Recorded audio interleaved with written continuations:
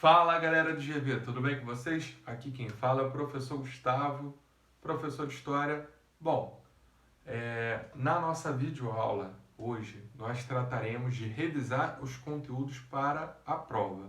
No caso, eu tinha colocado, que iria passar matéria nova dentro do roteiro de estudos de vocês, mas foi acordado juntamente com a coordenação que o melhor nesse momento, nessa semana, seria tratar de intensificar os estudos de vocês para a prova que virá na sequência, certo? Então, os conteúdos novos que eu estarei passando dentro do roteiro de vocês, paralelo ao roteiro de vocês, eu estarei enviando vídeos a partir de semana que vem, certo? Então, nesse momento eu vou tratar dos conteúdos da prova, como já estão apresentados dentro da observação do roteiro de estudos de vocês, certo? Bom, no caso, os conteúdos que vocês vão trabalhar para a prova são Primeira Guerra Mundial e República Velha, certo? Bom, quando nós falamos de República Velha, nós falamos também de Primeira República. Na Primeira República, nós temos alguns padrões, certo? Alguns pontos que são muito comuns de serem explorados em sistemas de avaliação, certo? Bom, no caso, a Primeira República recebe o nome de República Velha justamente porque as figuras que estavam atreladas ao poder eram figuras ligadas a uma elite, e essa elite ela era extremamente fechada dentro do seu círculo. E o seu círculo geralmente tinham pessoas onde essas pessoas elas eram fazendeiros, o pessoal com uma certa idade, e tinha toda essa questão deles serem mais, digamos assim, um pouco atrasados na sua linha de raciocínio.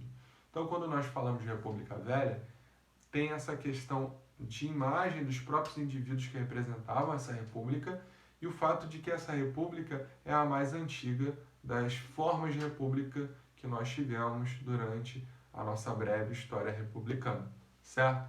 É Primeira República por causa que ela foi a que inaugurou todo o processo republicano da história do Brasil, enquanto república, certo? Então, logo de cara, quando nós falamos de Primeira República, nós temos a República da Espada, que é o período da fase inicial ali, onde nós temos presidentes militares, certo? Na sequência, a partir dos governos civis, nós temos o quê? A formação da República Oligárquica. Quando nós falamos de República Oligárquica, nós estamos falando da República com o poder concentrado na mão de poucas pessoas, certo? E quais são essas pessoas? Justamente as elites do café, o pessoal ali, os fazendeiros. Esse pessoal tinha uma influência tremenda durante esse período republicano dos anos iniciais, certo? Então, república oligárquica, poder na mão de poucos, certo? Outro nome que nós temos atrelado a esse período é a questão da República Café com Leite, que está ligado justamente ao revezamento de presidentes, ora de Minas Gerais, ora de São Paulo. Isso está ligado justamente ao que? São Paulo era um grande produtor, um estado grande produtor de café. E Minas Gerais, além de produzir muito café, produzia leite em abundância. Então, os presidentes que, na maioria das vezes, assumiram a cadeira da presidência durante o período da República Velha eram presidentes ou de São Paulo ou de Minas Gerais. Por quê? Existia um trato de indicação onde as oligarquias de São Paulo e Minas Gerais eram aliadas. Então, eles tinham um trato de que, ora, essa aliança indicaria um representante de São Paulo, ora, essa aliança indicaria um representante de Minas Gerais, certo? Então, por isso, República Café com Leite. Mas o que dava sustentação para essa República Café com Leite era o coronelismo e a política dos governadores. A política dos governadores ela foi inaugurada dentro do governo do Campos Salles. Bom, a política dos governadores, basicamente, ela consistia no quê? Para o presidente, para o indivíduo ser candidato à presidência, ele precisava do aval dos governadores, certo?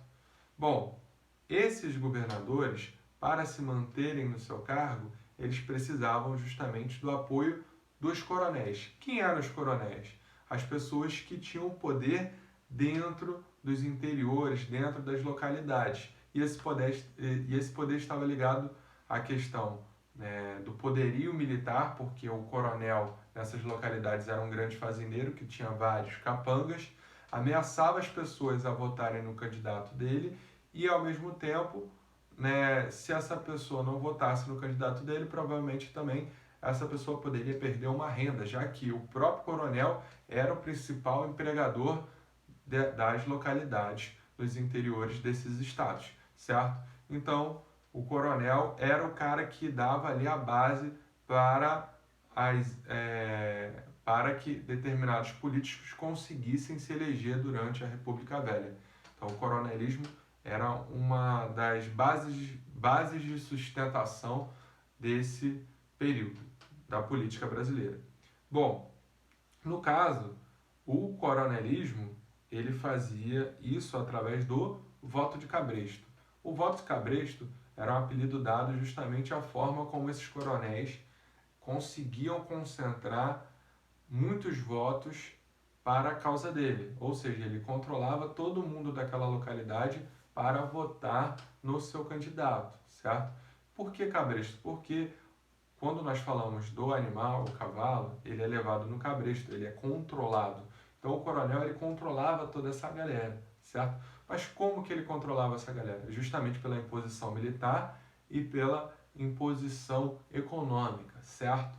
E, por outro lado, nós temos também a possibilidade desse próprio coronel fiscalizar quem votou no candidato dele e quem não votou no candidato dele. Como isso acontecia? O voto ele era aberto. Isso foi estipulado na Constituição de 1891. Assim como também, né, além do voto ser um voto exposto para todos, só quem tinha direito a votar eram pessoas alfabetizadas que tinham idade acima de 21 anos, que não eram militares de baixa patente, desculpa, e também não eram mulheres, ou seja, só uma parcela mínima da sociedade. E essa parcela mínima da sociedade que sabia ler e escrever, boa parte dela se concentrava também nas regiões de maior poder econômico, que eram justamente São Paulo e Minas Gerais. Tá aí, né, os maiores locais ali de eleitores, certo? Por isso, São Paulo e Minas Gerais conseguiam controlar também, né, o jogo político dentro desse período. Certo, galera? Então, só para fechar, a República Velha foi um período onde ocorreram várias revoltas, e muitas dessas revoltas eram revoltas messiânicas, onde indivíduos surgiam como lideranças dentro dessas revoltas através ali de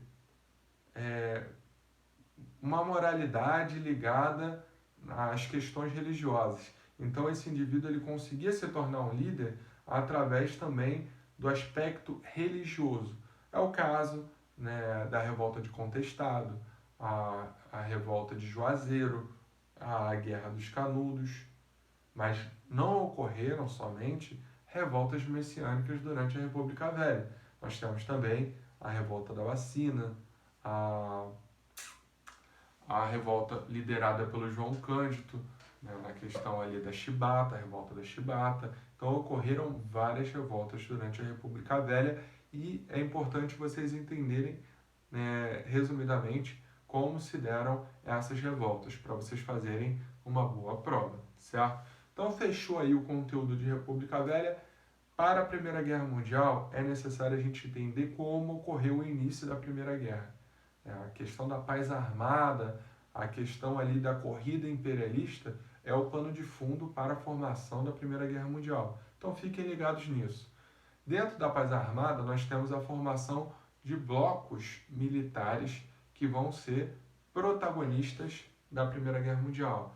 No caso, nós estamos falando da Tríplice Entente, e a Tríplice Aliança. Então, tentem entender, tentem estudar esses dois blocos para fazer aí uma boa prova. Dentro da Primeira Guerra Mundial, nós temos duas fases, a guerra de movimento e a guerra de trincheiras. Isso também é legal de vocês entenderem. E um dos momentos ali que vão levar justamente a Primeira Guerra Mundial a conhecer o seu fim é a entrada dos Estados Unidos na guerra, mediante ali a questão atrelada à Alemanha, certo? Então estudem esses pontos dentro de Primeira Guerra Mundial, assim como também o desfecho, que é o Tratado de Versalhes. O Tratado de Versalhes tem várias sanções sendo feitas em relação ao pessoal que estava apoiando a Alemanha, principalmente a própria Alemanha. Então é interessante vocês estudarem o Tratado de Versalhes também. Certo, galera? Espero que vocês tenham compreendido. É isso. Então foquem aí no livro de vocês, foquem nos vídeos atrelados aos conteúdos que vão estar caindo na prova. E um forte abraço para vocês. Até semana que vem.